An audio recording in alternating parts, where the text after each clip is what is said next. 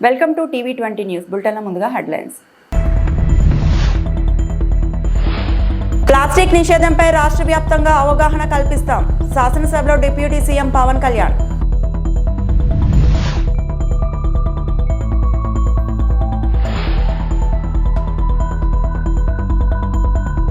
ఆరోగ్యశ్రీ నిలిచిపోలేదు, పేరు మాత్రమే మారింది. మంత్రి సత్యకుమార్.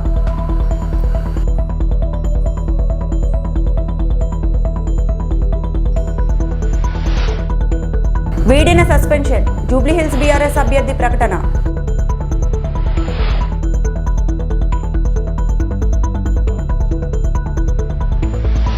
రాష్ట్రంలో సింగిల్ యూజ్ ప్లాస్టిక్ నిషేధం ఉందని, క్షేత్రస్థాయిలో అది సరిగా అమలు జరగడం లేదని AP deputy CM Pawan Kalyan అన్నారు. ప్లాస్టిక్ నిషేధంపై గుంటూరు పశ్చిమ ఎమ్మెల్యే గల్లా మాధవ్ ప్రశ్నకు పవన్ సమాధానం ఇచ్చారు. ఒకసారి వాడిపడేసి ప్లాస్టిక్ వల్ల పర్యావరణానికి చాలా నష్టం జరుగుతోంది. అసెంబ్లీలో కూడా సింగిల్ యూజ్ ప్లాస్టిక్ నిషేధం అమలు జరగడం లేదు.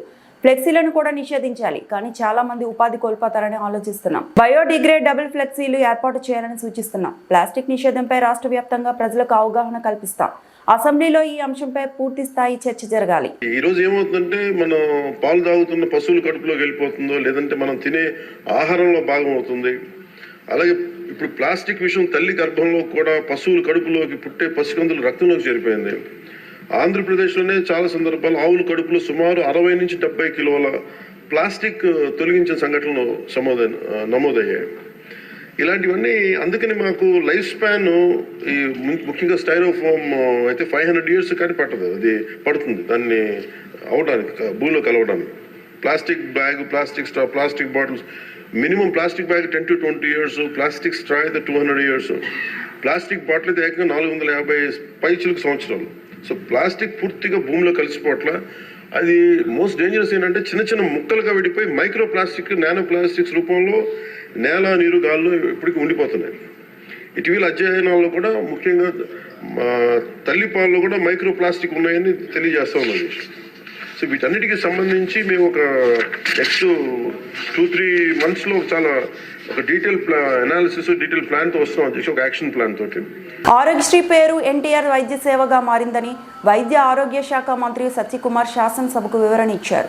రాష్ట్రంలో ఎన్టీఆర్ వైద్య సేవలు గత ప్రభుత్వ హయాంలో కన్నా మెరుగ్గా అమలు అవుతున్నాయని చెప్పారు. ఈ విషయంలో కొందరు నిరాధార ఆరోపణలు చేస్తున్నారని దుయ్యబట్టారు. అసెంబ్లీ ప్రశ్నోత్తరాల్లో గణాంకాలను సభ ముందు ఉంచారు. పరిచయ విషయం మీద వారు ప్రశ్నలు లేవనెత్తారు. వారికి అభినందనలు తెలియజేస్తున్నాను. ఈ ప్రభుత్వం, కూటమి ప్రభుత్వం, చంద్రబాబు నాయుడు గారి నాయకత్వంలో, పవన్ కళ్యాణ్ గారి నాయకత్వంలో అధికారంలోకి వచ్చిన తర్వాత ప్రభుత్వ ఆసుపత్రులకు ఉన్న బకాయిలు చెల్లించడం జరిగింది అధ్యక్ష. 457,45 లక్షలు బకాయిలను చెల్లించడం జరిగింది. అయితే ప్రస్తుతానికి ఈ రాష్ట్రంలో ఉంటున్న గవర్నమెంట్ ఆసుపత్రులకి ఇంకా 110,21 లక్షలు చెల్లించాల్సిందే. వాటిలో తొందరలో కూడా వాటిని కూడా చెల్లిస్తాం. అదేవిధంగా గుంటూరు ప్రభుత్వ ఆసుపత్రికి సంబంధించి గౌరవ సభ్యులు అడిగారు పెండింగ్ బిల్లుల గురించి. పెండింగ్ బిల్లులు బకాయిలుగా ఉంటున్న 20,24 లక్షలను చెల్లించడం జరిగింది. ఇప్పుడు బకాయిలు ఉన్నది 4,09 లక్షలు బకాయిలు ఉన్నాయి. వాటిని కూడా తొందరలోనే చెల్లిస్తాం అధ్యక్ష. ఈ చిన్న విషయానికి సంబంధించిన నేను ఒక చిన్న క్లారిఫికేషన్ ఇవ్వాలి. ఎందుకంటే రాష్ట్రంలో ఆరోగ్యశ్రీ సేవలు నిలిచిపోయాయని చెప్పి పూర్తిగా ఈ రకంగా నిలిచిపోయిన ఆరోగ్యశ్రీ సేవలు, అదేవిధంగా ఆరోగ్యశ్రీ రద్దు చేసి ప్రజలకు మరణ శాసనం రాసిన చంద్రబాబు అని కొన్ని పత్రికల్లో, కొన్ని ఛానళ్లలో బురద జల్లే ప్రయత్నం చేస్తున్నారు అధ్యక్ష. ఆరోగ్యశ్రీ అనేది నిలిచిపోలేదు అధ్యక్ష. కూటమి ప్రభుత్వం అధికారంలోకి వచ్చిన తర్వాత పేరు మాత్రమే మారింది. దానికి ఎన్టీఆర్ వైద్య సేవ కూడా పేరు మార్చడం జరిగింది. అయితే దీంట్లో సేవల్లో ఎక్కడ కూడా అంతరాయం కలగలేదు. గౌరవ సభ్యులకు దృష్టి కూడా నేను తీసుకురాదలుచుకున్నాను. ఎందుకంటే ఉదాహరణ ఇస్తాను అధ్యక్ష. ఈ బెనిఫిషరీస్ 2023-24 అంటే గత ప్రభుత్వం అధికారంలో ఉన్న చివరి ఆర్థిక సంవత్సరంలో 12,53,065 మంది దీని ద్వారా లబ్ధి పొందితే, అదే ఎన్టీఆర్ వైద్య సేవ ద్వారా కూటమి ప్రభుత్వం అధికారంలోకి వచ్చిన తర్వాత గత ఆర్థిక సంవత్సరం 24-25లో అది కాస్త 13,42,673 పెరిగింది అధ్యక్ష. అంటే 90,000 మంది అదనంగా లబ్ధి పొందారు. రెండో విషయం ప్రీ ఆథరైజేషన్లు ఇచ్చిన మొత్తం 2023-24 ఆర్థిక సంవత్సరంలో 3,758 కోట్లు అయితే, అదే మా ప్రభుత్వం వచ్చిన తర్వాత, అధికారంలోకి వచ్చిన తర్వాత అది కాస్త 4,079 కోట్లకు పెరిగింది. అంటే దాదాపు దీంట్లో కూడా 260 కోట్లు పెరిగింది అధ్యక్ష. కాబట్టి ఆరోగ్య సేవలు నిలుస్తున్నాయి అని చేస్తున్న అసత్య ప్రచారంలో ఏమాత్రం నిజం లేదు. రెండో విషయం, ఎందుకు ఈ పెరిగింది ప్రియాథరైజేషన్ అడ్మిషన్ బెనిఫిషరీస్ ఏమో 6.88% పెరిగారు అధ్యక్ష. ప్రియాథరైజేషన్స్ అంటే చెల్లించిన మొత్తం 7.88% పెరిగింది. దీంట్లో పెరగడానికి కారణం ఏంటంటే అధ్యక్ష, వైఎస్ఆర్ కాంగ్రెస్ పార్టీ గతంలో మెడికల్ కళాశాలలో సీట్లు అమ్ముకుంటే తెలుగుదేశం పార్టీ కళాశాలను అమ్ముకుంటుందని కాంగ్రెస్ పార్టీ రాష్ట్ర అధికార ప్రతినిధి నెల్లూరు సిటీ నియోజకవర్గ ఇన్ఛార్జ్ ఎన్ కిరణ్ కుమార్ రెడ్డి అన్నారు. ఆయన ఇందిరాభవన్లో శుక్రవారం ఏర్పాటు చేసిన మీడియా సమావేశంలో ఆయన మాట్లాడుతూ టీడీపీ నిర్ణయానికి వ్యతిరేకంగా ఎన్ఎస్యుఐతో కలిసి పెద్ద ఎత్తున ఆందోళన కార్యక్రమాలు నిర్వహిస్తామని హెచ్చరించారు. దేశంలో ప్రజాస్వామ్యాన్ని కూనీ చేస్తున్నారని, ఓట్ చోరీ అంశానికి సంబంధించి కాంగ్రెస్ పార్టీ జాతీయ నేత రాహుల్ గాంధీ స్పష్టంగా పేర్కొన్నారన్నారు. కాంగ్రెస్ పార్టీకి అనుకూలంగా ఉన్న ఓట్లను గత ఎన్నికల్లో ఓ యాప్ ద్వారా తొలగించారని విమర్శించారు. పేరమణ వద్ద జరిగిన రోడ్డు ప్రమాదంపై కూటమి ప్రభుత్వం మెడికల్ కాలేజీలను పీపీపీ పద్ధతిలోకి మార్చడంపై దేశంలో ఓట్ల చోరీపై తీవ్ర స్థాయిలో ధ్వజమెత్తారు. నెల్లూరు జిల్లా కాంగ్రెస్ పార్టీ ఆఫీస్కు విచ్చేసినటువంటి మీడియా మిత్రులందరికీ కూడా రాష్ట్ర కాంగ్రెస్ పార్టీ అధికార ప్రతినిధిగా స్వాగతం తెలియజేయడం అందరికీ కూడా నమస్కారాలు. నెల్లూరు జిల్లాలో 2 రోజుల క్రితం జరిగినటువంటి ఒక దుర్ఘటనలో 7 మంది మృత్యువార్త చెందడం జరిగింది. వారిని మా కాంగ్రెస్ పార్టీ సభ్యులు వెళ్ళి పరామర్శించి ఓదార్చడం కూడా జరిగింది. కాకపోతే ఇక్కడ కేవలం ఇది ప్రభుత్వ హత్యలుగానే కాంగ్రెస్ పార్టీ చూస్తుంది. ప్రభుత్వ అధికారుల నిర్లక్ష్యం, రవాణా శాఖ కావచ్చు, మైనింగ్ అధికారులు కావచ్చు, వీళ్ళ పర్యవేక్షణ లేకపోవడం వల్ల ఏదైతే ట్రిప్పరు ఢీ కొట్టడంతో చనిపోయినటువంటి వాళ్ళకి 5 లక్షల రూపాయలు ఏదో ఎక్స్గ్రేషియా ప్రకటించి చేతులు దులుపుకోవడం అనేది దారుణం. కనీసం 30 లక్షల రూపాయలు తగ్గకుండా వాళ్ళకి ప్రభుత్వం సహాయం అందించాలి ఆ కుటుంబాలకు. అదేవిధంగా ఏదైతే నిర్లక్ష్యంతో వ్యవహరించారో వాళ్ళ దగ్గర నుంచి ఆ సొమ్మును కూడా రికవరీ చేసి వాళ్ళకి మరింత సాయం చేయాలని కాంగ్రెస్ పార్టీ తరఫున డిమాండ్ చేస్తున్నాం. మృతుల కుటుంబాలకు ప్రగాఢ సానుభూతిని తెలియజేస్తున్నాం. ఇకపోతే నిన్నటి రోజున కాంగ్రెస్ పార్టీ విపక్ష నాయకుడు రాహుల్ గాంధీ గారు ఢిల్లీలో ప్రెస్ మీట్ పెట్టి ఎలక్షన్ కమిషన్ ఆఫ్ ఇండియా ఏ విధంగా ఈ దేశంలో పనిచేస్తుంది, గతంలో కూడా కర్ణాటకలోని మహదేవపుర అసెంబ్లీ నియోజకవర్గానికి సంబంధించి కూడా ప్రెస్ మీట్ పెట్టిన తర్వాత నిన్న మళ్ళీ దానికి పరంపరగా ప్రెస్ మీట్ పెట్టి ఏ విధంగా ఓటు చోరీ జరుగుతుంది, ఈ దేశంలో ప్రజాస్వామ్యం బతికుండాలంటే 5 సంవత్సరాలకు ఒకసారి మనం ఓటు వేసే విధంగా మనకి రాజ్యాంగం హక్కులు కల్పిస్తే ఆ రాజ్యాంగం కల్పించినటువంటి హక్కులను కూడా తుంగలో దొక్కుతూ ఎలక్షన్ కమిషన్ ఆఫ్ ఇండియా ఏ విధంగా ఓటు చోరీకి పాల్పడుతుంది అనే దానికి స్పష్టమైనటువంటి ఆధారాలతో నిన్న రాహుల్ గాంధీ గారు ప్రెస్ మీట్ పెట్టడం జరిగింది.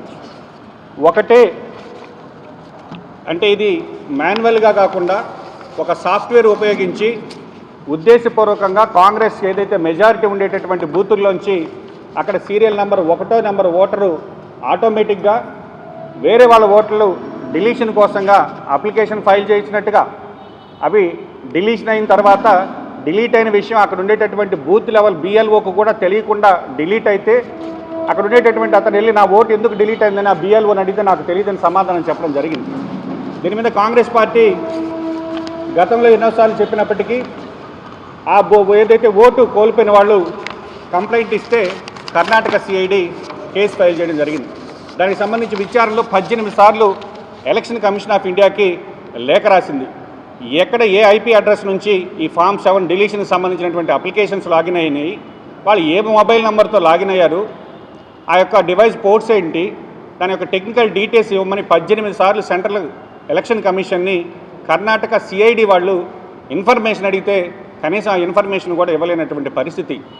కాకపోతే ఈరోజు స్పష్టంగా ఆధారాలతో వివరిస్తే నేను ఎలక్షన్ కమిషన్ ఒక మాట చెప్పింది, అవును ఏదైతే ఓట్ల డిలీషన్ సంబంధించి అప్లికేషన్స్ వచ్చిన మాట వాస్తవే, మేము అవన్నీ పరిగణలో తీసుకోలేదు, కొద్ది ఓట్లు మాత్రమే, కొద్ది సంఖ్యలో మాత్రమే డిలీట్ అనేది. అంటే వచ్చిన మాట అయితే వాస్తవం, సాఫ్ట్వేర్ని ట్యాంపర్ చేసో లేదంటే దానికి సాఫ్ట్వేర్కి వేరే రకంగానో హ్యాక్ చేసో ఎక్కడైతే ఎలక్షన్స్ జరుగుతున్నాయో, ఎక్కడైతే కాంగ్రెస్ బూత్లకి మెజారిటీ ఓట్స్ ఉండేటటువంటి దగ్గర ఈ యొక్క ప్రయోగాలు ప్రతి రాష్ట్రంలో చేస్తున్నారని రాహుల్ గాంధీ. హైదరాబాద్ జూబ్లీ హిల్స్ ఉప ఎన్నికల్లో బీఆర్ఎస్ అభ్యర్థిపై ఉత్కంఠ వీడింది.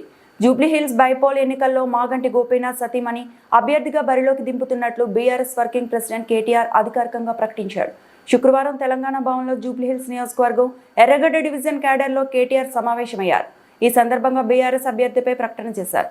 ఈ సందర్భంగా కేటీఆర్ మాట్లాడుతూ రాష్ట్రమంతా ఒక తీరుగా ప్రజలు తీర్పునిస్తే హైదరాబాద్లో మాత్రం బీఆర్ఎస్ ప్రజలు గుండెల్లో పెట్టుకున్నారు. హైదరాబాద్ మహానగరాన్ని విశ్వనగరంగా మార్చిన బీఆర్ఎస్ను అన్ని స్థానాల్లో గెలిపించారు. ప్రత్యర్థులు ఎంత దుష్ప్రచారం చేసినా జూబ్లీహిల్స్ మూడోసారి మాగంటి గోపీనాథ్ని గెలిపించారు. మాగంటి గోపీనాథ్ సేవల్ని కొనసాగిస్తామని ఆయన సతీమణి సునీత మీ ముందుకు వచ్చింది. అందరూ ఆమెను ఆశీర్వదించండి అని ప్రజలకు కేటీఆర్ విజ్ఞప్తి చేశారు. 3 సార్లు మీకు సేవలు అందించి ఇవాళ తన అకాల మరణంతో తాను దూరమైన మరి తన ఆశయాలను కొనసాగించడానికి మీ ముందుకొచ్చిన మన ఆడబిడ్డ శ్రీమతి మాగంటి సునీత గోపీనాథ్ గారు, అట్లాగే వేదికపైన ఆసీనులైన సోదరులు గౌరవనీయులు మన మైనారిటీ ఫైనాన్స్ కార్పొరేషన్ మాజీ చైర్మన్ ఇమ్తియాజ్ ఇషాక్ గారు, అట్లాగే వేదికపైన ఆసీనులైన మన కూకట్పల్లి కార్పొరేటర్లు అంటే కోఆర్డినేటర్ సతీష్ అరోరా గారు, సతీష్ అరోరా గారు, అట్లాగే మన సత్యనారాయణ గారు, ఇంకా కుకట్పల్లి కార్పొరేటర్ జూపల్లి సత్యనారాయణరావు గారు. కుకట్పల్లి జూపల్లి సత్యనారాయణరావు గారు 4 బూతులు చూస్తున్నారు, 56, 57, 58, 59. మాందాడి శ్రీనివాసరావు గారు కేపీహెచ్బి కార్పొరేటర్ గారు, వారు 5 బూతులు చూస్తున్నారు, 65, 66, 67, 68. బాలాజీనగర్ కార్పొరేటర్ గారు శ్రీమతి శిరీష బాబురావు గారు, మరి వారు 5 బూతులు చూస్తున్నారు, 69, 70, 71, 72. ఫతేనగర్ కార్పొరేటర్ తమ్ముడు సతీష్ గౌడ్ గారు, వారు కూడా 5 బూతులు చూస్తున్నారు, 259, 262, 263, 264, 296. అట్లాగే మన తూము శ్రవణ్ గారు, మన మాజీ కార్పొరేటర్ మూసాపేట్ శ్రవణ్, వారు కూడా 4 బూతులు చూస్తున్నారు, 302, 302, 303, 304, 308. अल्लाहपुर कॉर्पोरेटर सबीहा गौसुद्दीन, 6 बूथ देख रहे हैं आप, 6 बूथ के इंचार्ज हैं, 309, 310, 311, 312, 313, 314, 6 बूथ. బాలనగర్ కార్పొరేటర్ ఆవుల రవీందర్ రెడ్డి గారు 5 బూత్ల ఇన్ఛార్జ్గా వారు ఉన్నారు, 315, 16, 17, 18, 19. మహేశ్వరి శ్రీహరి గారు బేగంపేట కార్పొరేటర్ గారు, వారు 5 బూత్లు 320, 21, 22, 23, 24. బోయిన్పల్లి కార్పొరేటర్ సీనియర్ నాయకుడు ముద్దం నరసింహ యాదవ్ గారు, వారు కూడా 5 బూత్లకి బాధ్యత తీసుకున్నారు, వారు కూడా 325, 326, 327, 328, 329. ఈ రకంగా ప్రభుత్వ మెడికల్ కాలేజీలు ప్రైవేటీకరణను వ్యతిరేకిస్తూ మాజీ ఎమ్మెల్యే గణేష్ ఆధ్వర్యంలో ఆందోళన చేపట్టారు. శుక్రవారం నిర్మాణంలో ఉన్న మెడికల్ కాలేజీను జిల్లా వైసీపీ నాయకులు నర్సీపట్నం మాజీ ఎమ్మెల్యే పెట్ల ఉమాశంకర్ గణేష్ వైసీపీ పార్టీ శ్రేణులతో కలిసి మాజీ సీఎం వైసీపీ అధినేత వైఎస్ జగన్ పిలుపు మేరకు మాకవారపాలెం వద్ద నిర్మాణంలో ఉన్న మెడికల్ కాలేజీ వద్ద ఆందోళన చేపట్టారు. మెడికల్ కాలేజీ సందర్శనకు వస్తున్న వైసీపీ నాయకులను పోలీసులు అడుగడుగున ఆటంకాలు సృష్టిస్తూ బారికేడ్లతో అడ్డుకున్నారు. అయితే ముందుగానే తెలుసుకున్న వైసీపీ నాయకులు మెడికల్ కాలేజీకు అనేక మార్గాల ద్వారా చేరుకున్నారు. ఈ ఆందోళన నియోజకవర్గంలో 4 మండల వైసీపీ నాయకులు కార్యకర్తలు పాల్గొన్నారు. ఎంత చిత్తశుద్ధి ఉందనేది ఈరోజు ఖచ్చితంగా ప్రజలు అది గమనించాలి. జగన్మోహన్ రెడ్డి గారు ముఖ్యమంత్రి అయిన తర్వాత 17 మెడికల్ కాలేజీలకి శ్రీకారం చుడితే ఈరోజు ఈ కూటమి ప్రభుత్వం ఏర్పడిన తర్వాత పేదలకు విద్యా వైద్యం దూరం చేసేందుకు పేద ప్రజలు ఎవరైతే మెడిసిన్ చదివించాలనుకుంటున్నారో పిల్లల్ని వాళ్ళని దానికి దూరం చేసేదానికి వీళ్ళు పీపీపీ పద్ధతిలో వీళ్ళు ప్రైవేటీకరణ చేయడానికి, అది కూడా ఎకరం రూపాయికి అంట ఈరోజు పేపర్లో మనం చూసాము. ఏ రకంగా ఇటువంటి కార్యక్రమాలు చేస్తున్నారు. మాట్లాడితే అసెంబ్లీకి రారు అని చెప్తారు, అసెంబ్లీకి వెళ్ళి మీరేం చేస్తున్నారు? పేద ప్రజలకి మేలు జరిగే పనులు మీరు ఏమైనా చేస్తున్నారా? నిజంగా మీకు ప్రజలు ఓటేసి గెలిపించినందుకు మీకు ఏమాత్రమైన చిత్తశుద్ధి ఉంటే, ప్రజల పట్ల విశ్వాసం ఉంటే ఈ మెడికల్ కాలేజీలు పీపీపీ పద్ధతిలో ఏదైతే వాళ్ళు ప్రైవేటీకరణ చేస్తున్నారో తక్షణమే రద్దు చేయమని చెప్పి ముఖ్యమంత్రికి కానీ డిప్యూటీ సీఎం గారికి కానీ లోకేష్ కానీ మీరు చెప్పండి అయ్యా అని చెప్పి నేను అసెంబ్లీలో కూర్చున్నటువంటి ఆ వ్యక్తులకి నేను మీడియా ద్వారా మిమ్మల్ని ప్రశ్నిస్తున్నాను. ఇది పీపీపీ అంటే గతంలో పవర్ పాయింట్ ప్రజెంటేషన్ అనేది తెలుసుకున్నాం, కానీ ఈరోజు చంద్రబాబు నాయుడు గారు వచ్చిన తర్వాత ఏ రకంగా ప్రైవేటీకరణ చేయాలి అనే దానికి పీపీపీ అని పేరు పెడతారని చెప్పి ఎప్పుడు కూడా ఊహించలేదు. ఈ కూటమి ప్రభుత్వం ఏర్పడిన తర్వాత దబదబాలుగా ప్రజలకి అన్యాయం, పేద ప్రజలకి అన్యాయం చేసే దిశగా నడుస్తున్నారు తప్పితే ప్రజలకు ఉపయోగపడే పనులు ఏమీ చేయలేదు. తక్షణమే దీన్ని మీరు వెనక్కి తీసుకొని రద్దు చేయాలని మేము ఇక్కడ వైఎస్ఆర్ కాంగ్రెస్ పార్టీ తరఫున మేము డిమాండ్ చేస్తున్నాము. గుర్తు తెలియని వాహనాలు ఢీకొట్టిన ప్రమాదాల్లో మృతుల కుటుంబాలకు 2 లక్షలు, తీవ్ర గాయాల పాలైన వారికి 50,000 రూపాయలు సుప్రీంకోర్టు ఆదేశాలతో 2022లో ప్రారంభించిన హిట్ అండ్ రన్ పథకం ద్వారా అందజేస్తున్నామని విశాఖ సిపి డాక్టర్ శంకప్రత బాగ్జీ తెలిపారు. పోలీస్ కమిషనరేట్ పరిధిలో టెంపుల్ ఆఫ్ లెర్నింగ్ హాల్లో గురువారం మధ్యాహ్నం రోడ్డు ప్రమాద బాధిత కుటుంబాలతో సిపి ముఖాముఖి సమావేశం నిర్వహించారు. 2022వ సంవత్సరం నుంచి 2024 వరకు 16 మృతుల కుటుంబాలు, 63 క్షతగాత్రుల కుటుంబాలకు 63,50,000 రూపాయల నగదు పరిహారం అందజేశామని సిపి తెలిపారు. ప్రమాదాల్లో గాయాల పాలైన మృతి చెందిన కుటుంబాలు హిట్ అండ్ రన్ పథకం సేవలకు గాను విశాఖపట్నం పోలీస్ కమిషనరేట్ ఆవరణలో రోడ్డు ప్రమాద బాధితుల సహాయ ప్రత్యేక కేంద్రాన్ని కూడా ఏర్పాటు చేశామని బాధితులు వినియోగించుకోవాలని సిపి కోరారు. ఈ సమావేశంలో traffic ADCP K Praveen Kumar, ACP S Vasudev, traffic సిఐలు అమ్మినాయుడు, శ్రీను, నరసింహారావు పాల్గొన్నారు. 2022 సంవత్సరం ఫస్ట్ ఏప్రిల్ తర్వాత ఎక్కడైనా హిట్ అండ్ రన్ యాక్సిడెంట్ జరిగితే దయచేసి వైజాగ్లో జరిగితే మా దగ్గరికి రండి. మా ఫోన్ నెంబర్ మీ అందరికీ తెలుసు. ఈ road traffic accident victim assistance centre number కూడా, టోల్ ఫ్రీ నంబర్ కూడా ఇక్కడ మేము చూపిస్తున్నాం. దయచేసి కాల్ చేసి ఈ బెనిఫిట్ పొందండి. అండ్ ఆంధ్రప్రదేశ్లో మిగిలిన జిల్లాలో కూడా ఇటువంటి ప్రాబ్లం ఉంటే మీ జిల్లా ఎస్పీ, జిల్లా కలెక్టర్ దగ్గరికి పోయి రిక్వెస్ట్ చేయాలి ఈ డబ్బు కోసం. ఎందుకంటే చాలామందికి తెలియదు, అందుకే వాళ్ళకి ఈ డబ్బు రావట్లేదు. ఈ డబ్బు డైరెక్ట్గా మీ అకౌంట్కి క్రెడిట్ అవుతుంది. ఇంకొక ముఖ్యమైన విషయం ఈరోజు మేము మీకు తెలియజేస్తున్నాం. ఇంకొక ప్రోగ్రాం కూడా త్వరలో మేము చేయబోతున్నాం. రోడ్ ప్రమాదం జరిగింది, ఎవరు చేశారు మాకు తెలియదు. అది వచ్చేసి హిట్ అండ్ రన్. ఆ హిట్ అండ్ రన్ విక్టిమ్స్ బాధితులకు చనిపోతే లీగల్ ఎయిడ్కి 2 లక్షలు, చనిపోకపోతే క్షతగాత్రులకు 50,000 చొప్పున గవర్నమెంట్ తరపున ఇవ్వడం జరుగుతుంది. కానీ వెహికల్ దొరికింది, అప్పుడు motor vehicle accident claims tribunal MACTలో MBOP కేసెస్ ఫైల్ చేయాల్సి వస్తుంది. ఆ MBOP కేసు ఫైల్ చేయాలంటే డాక్యుమెంట్స్ కావాలి, పోలీస్ నుండి డాక్యుమెంట్ కావాలి, ఇంకా రకరకాల డాక్యుమెంట్స్ కావాలి. ఆ డాక్యుమెంట్స్ సేకరించిన తర్వాత కోర్టు చుట్టూ తిరగాలి. ఇప్పుడు మనిషి చనిపోయారు, పిల్లలు, చిన్న చిన్న పిల్లలు, వాళ్ళ అమ్మ కోర్టు చుట్టూ తిరగాల, లేకపోతే పిల్లల్ని పోషించాలా. సో అందుకే కోర్టు చుట్టూ తిరగలేరు, ఆ డాక్యుమెంట్ సాధించలేరు, అందుకే కేసు పెట్టలేరు, అందుకే అమౌంట్ కూడా వాళ్ళకు రావట్లేదు. అప్పుడప్పుడు ఎప్పుడో జరిగింది ప్రమాదం, ఇంతవరకు కేసు ఫైల్ చేయలేదు. సో ఈ సెంటర్ స్థాపించిన తర్వాత మేము ఇటువంటి 9,000 కంటే ఎక్కువ ప్రమాదాలు జరిగినా ఆ కేసెస్ మాత్రం ఫైల్ చేయలేకపోయారని మేము గుర్తించాము.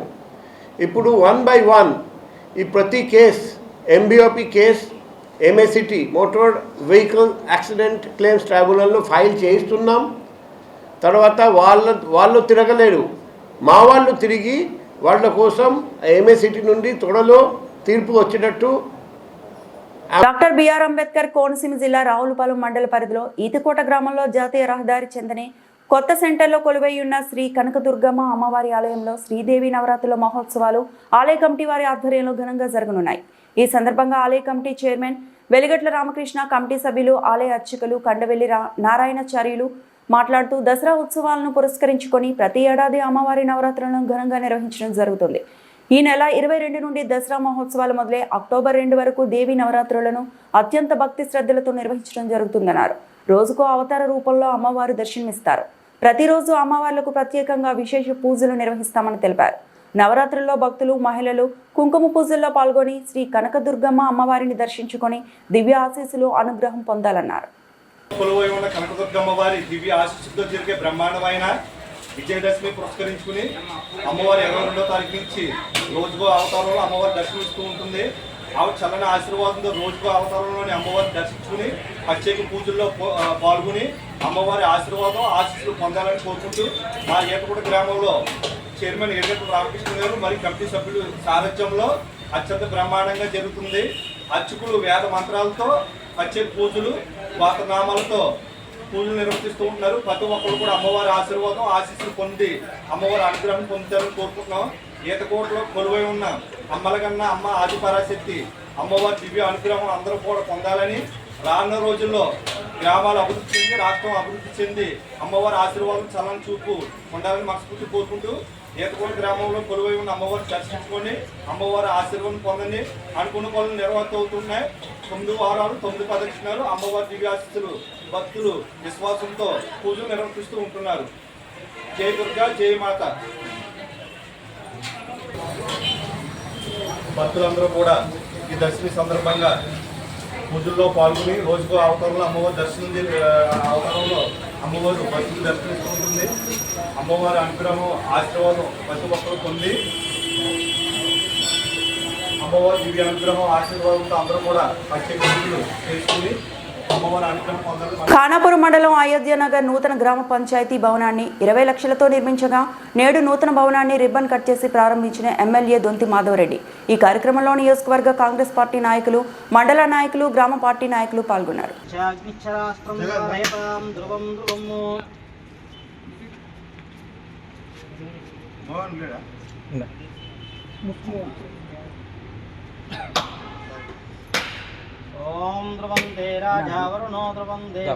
అయోధ్య నగర్ గ్రామ పంచాయతీ భవనము ప్రారంభోత్సవ సందర్భంగా ఈ గ్రామ ప్రజలకి మొదలు శుభాకాంక్షలు తెలియజేస్తా ఉన్నాను. గ్రామ పంచాయతీకి సంబంధించిన ప్రజల పరిపాలన కొరకు ఏదైతే భవనాన్ని ఏర్పాటు చేసుకోవడం జరిగింది, ఇందులో సెక్రటరీ గారు, సర్పంచ్, పాలకవర్గ సభ్యులందరూ కూడా సిబ్బంది అందుబాటులో వారికి ఉండే అవకాశం ఉంటుంది. కాబట్టి ఏ సమస్యలైనా కూడా వారు వచ్చి గ్రామ పంచాయతీ పరిధిలో ఉండబడే ఇప్పుడు స్పెషల్ ఆఫీసర్, సెక్రటరీకి ఆ యొక్క సమస్యలు నివేదిస్తే పరిష్కరించి ఆ యొక్క కార్యక్రమాలన్నీ కూడా ప్రభుత్వం నుంచి వచ్చే కార్యక్రమాలన్నీ కూడా అందే కొరకు ఈ యొక్క వసతిని ఏర్పాటు చేయడం జరిగింది. కాబట్టి మిగిలినవి కూడా ఏదైతే గ్రామ పంచాయతీ జనాభా ప్రాతిపదికలో కొంచెం రూములు చిన్నగా ఉన్నాయి, వచ్చే ఏదైతే పెద్ద సైజ్ గ్రామాలకి కొంచెం పెద్దగా ఉండాలని చెప్పి ఇంజనీరింగ్ అధికారులకు కూడా సూచన జరిగింది. కాబట్టి ఇవన్నీ కూడా దృష్టిలో పెట్టుకొని అన్ని గ్రామాల్లో ఇప్పటి వరకు నూతనంగా ప్రారంభించుకునే మినాయిస్తే మిగిలినవి కూడా చాలా వరకు భవనాలు లేవు. కాబట్టి అవి కూడా ఒక సంవత్సరం లోపు ఎన్నికల లోపే అవన్నీ కూడా ఏర్పాటు చేసి ఆ యొక్క వసతులు కూడా ఏర్పాటు చేస్తారని చెప్పి ఈ సందర్భంగా మీ ద్వారా ఖానాపూర్ మండల ప్రజలకి తెలియజేస్తా ఉన్నాం. సాలూరు నియోజకవర్గంలో మక్కు మండలంలో వెంగళరావు సాగర్ ప్రాజెక్టు పరిధిలో తూరు మామిడి పరిధిలో ఆర్టీసీలో 19L కాలువను సిపిఎం పార్టీ జిల్లా కార్యదర్శి కొల్లి గంగనాయుడు రైతులతో కలిసి శుక్రవారం పరిశీలన చేశారు. ఈ సందర్భంగా గంగునాయుడు మాట్లాడుతూ వెంగళరావు సాగర్ ప్రాజెక్టు పరిధిలో 24,700 ఎకరాల భూమికి సాగునీరు అందించాల్సి ఉండగా కేవలం 16,000 ఎకరాలకు మాత్రమే సాగునీరు అందిస్తుందని, ప్రాజెక్టులో పుష్కలంగా నీరు ఉన్నప్పటికీ కాలువలు మరమ్మతులు చేయకపోవడం వల్ల రైతులకు నీరు వెళ్లడం లేదని అన్నారు. తూరుమామిడి, శాంటేశ్వరం గ్రామాలకు సంబంధించి ఆర్బీసీలో 90L, 18L కాలువల పరిధిలో సుమారు 1000 ఎకరాలకు సాగునీరు అందించాల్సి ఉన్నప్పటికీ సక్రమంగా నీరు అందించడం లేదని అన్నారు. ప్రాజెక్ట్ చైర్మన్ తూరుమామిడి గ్రామం నుంచి ఉన్నప్పటికీ తూరుమామిడి గ్రామానికి సకాలంలో కాలువలు మరమ్మతు చేయకపోవడంతో నీరు అందించడం లేదని విమర్శించారు. కాలువ చైర్మన్ ఉన్న గ్రామానికి సాగునీరు ఇవ్వలేకపోతే వెంగళరాయ సాగర్ ప్రాజెక్టు పరిధిలో మిగిలిన గ్రామాలకి కూటమి ప్రభుత్వం ఏమి సాగునీరు అందిస్తుందని ప్రశ్నించారు. అలాగే ఈ కాలువలే కాకుండా ఎల్బీసీ, ఆర్ఎంసీ పరిధిలో పూర్తి స్థాయిలో సాగునీరు అందడం లేదని, ఎల్బీసీ పరిధిలో అక్విడేట్ పూర్తిగా నాశనం అయిపోయి సంవత్సరాలు గడుస్తున్నా ఇప్పటికీ కొత్త అక్విడేట్ నిర్మాణం చేయలేదని, దానివల్ల 4,000 ఎకరాలకి సాగునీరు అందించడం లేదని అన్నారు. సాగర్ ప్రాజెక్టు పరిధిలో సుమారు 65 లక్షల రూపాయలు నిధులు అంచనాలు వేసి మంజూరు చేశారని, సమాచార హక్కు చట్టం ప్రకారం అడిగితే ఇచ్చారని, ఆ నిధులు మరమ్మతులకు ఉపయోగిస్తే ఈ పాటికి చివరి భూమి వరకు సాగునీరు అందేదని, మరి ఈ నిధిలో ఖర్చు చేశారా లేదా, ఖర్చు చేస్తే ఎందుకు చివరి భూమి నీరు వెళ్లడం లేదని అధికారులు ప్రశ్నించారు. ఇప్పటికైనా 65 లక్షల రూపాయలు పూర్తి స్థాయిలో ఖర్చు చేసి కాలువల మరమ్మతులు చేసి చివరి ఆయకట్టు వరకు ఆర్బీసీ ఆర్ఎంసీ పరిధిలో సాగునీరు అందించాలని, లేకపోతే రైతులకు కదిలించి పెద్ద ఎత్తున ఆందోళన చేస్తామని హెచ్చరించారు. ఈ కార్యక్రమంలో తూరుమామిడి రైతులు పాల్గొన్నారు. సాగర్ ప్రాజెక్టు ఇవాళ 25,000 ఎకరాలకి సాగునీరు అందించాల్సి ఉంది. అలాంటిది కేవలం 15,000 ఎకరాలకే సాగునీరు అందిస్తుంది. ఇవాళ వెంగళరాయ సాగరు డామ్ చైర్మన్ ఉన్న గ్రామానికి తూరుమామిడికే సాగునీరు లేక మొత్తం ఒరిచేలన్నీ కూడా ఎండిపోయే పరిస్థితి ఏర్పడింది. ఇది చాలా దుర్మార్గం. కాలువ చైర్మన్ ఉన్న గ్రామానికే నీరు లేకపోతే ఇంకా మిగతా గ్రామాలకి ఈ కూటమి ప్రభుత్వం నాయకత్వం ఏ రకంగా నీరిస్తుందని చెప్పి నేను ప్రశ్నిస్తున్నాను. అలాగే ఇవాళ ఈ ప్రాజెక్టు పరిధిలో దాదాపు 65 లక్షల రూపాయలు నిధులు మంజూరు చేశారు కాలువలు బాగు చేయడానికి. ఈ నిధులు పనిచేశారా లేదా, పనిచేస్తే ఎక్కడ చేశారు, ఎంత బిల్లులు అయ్యాయి, ఇవన్నీ కూడా తేల్చాల్సిన అవసరం ఇరిగేషన్ ఈకి కానీ డిఈకి కానీ ఉంది.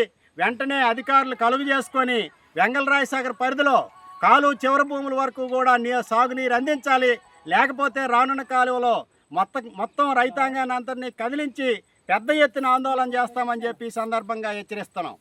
నా పేరు కొల్లు గంగునాయుడు, సిపిఎం పార్టీ జిల్లా కార్యదర్శి. డాక్టర్ బిఆర్ అంబేద్కర్ కోనసీమ జిల్లా రామచంద్రపురం కందులపాలెం గ్రామంలో స్వస్థ నారి సశక్తి పరివార అభియాన్ కార్యక్రమంలో ఆరోగ్య శిబిరం నిర్వహించడం జరిగింది.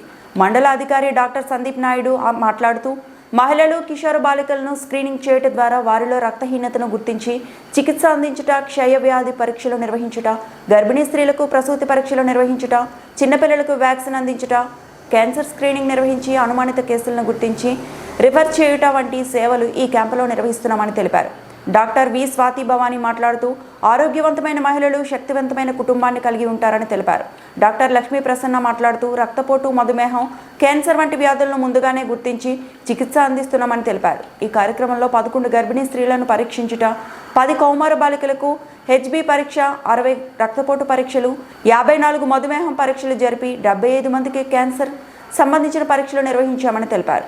అనుమానిత 2 క్యాన్సర్ కేసులను గుర్తించి కాకినాడ గవర్నమెంట్ హాస్పిటల్కి రిఫర్ చేశారు. ఈ కార్యక్రమంలో ఎంపీటీసీ సభ్యులు జి అచ్యుత్వేణి, కందులపాలెం గ్రామ నాయకులు వైట్ల రాజబాబు, వైట్ల గజలక్ష్మి పాల్గొని కార్యక్రమ ఏర్పాట్లను పర్యవేక్షించారు.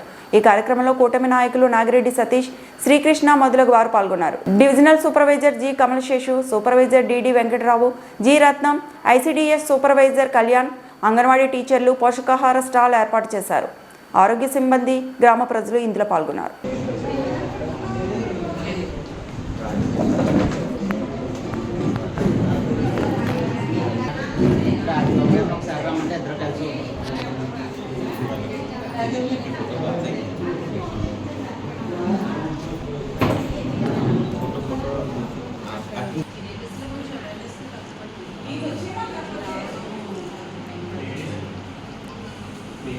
అమ్మ మీరు ఐరన్ టాబ్లెట్ తీసుకున్నారా? రక్తం పట్టాలి కదండి.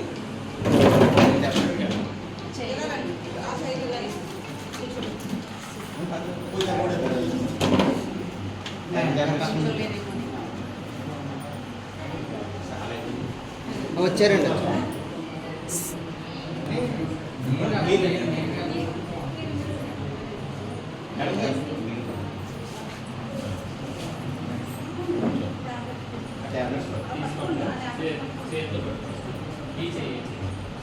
ఇలా చూడండి ఒకసారి.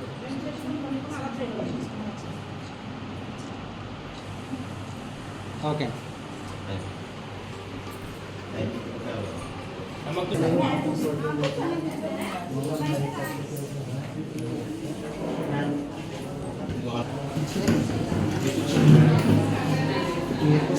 చూడండి మరి మర్యాద చేయాలండి.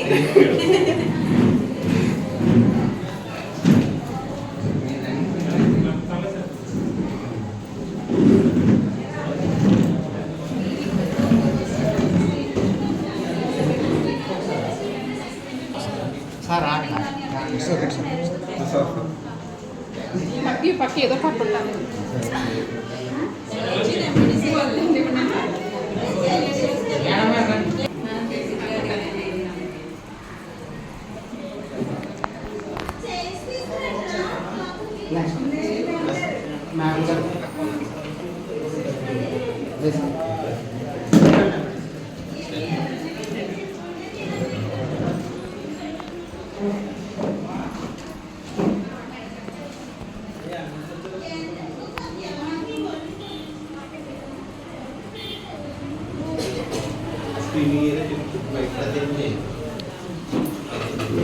ఈ వార్తలు ఇంతటితో సమాప్తం.